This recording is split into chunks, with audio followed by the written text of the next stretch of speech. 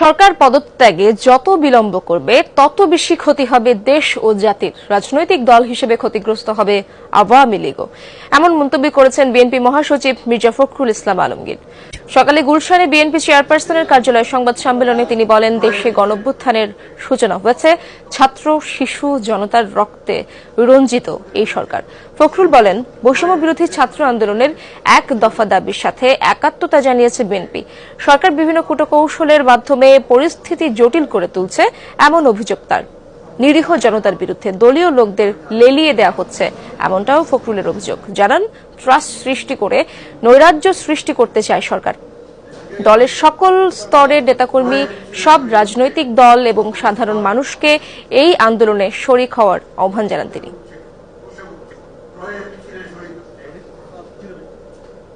কোটা ব্যবস্থায় যৌক্তিক সংস্কারের আন্দোলনকে নির্মম নিষ্ঠুরভাবে দমন করতে গিয়ে শত শত তাজা প্রাণে রক্ত ঝরিয়েছে, শত শত মায়ের বুক খালি করেছে, শত সন্তানরা পিতাকে হারিয়েছে, এমনকি 4 বছরের শিশু রেহাই পায়নি।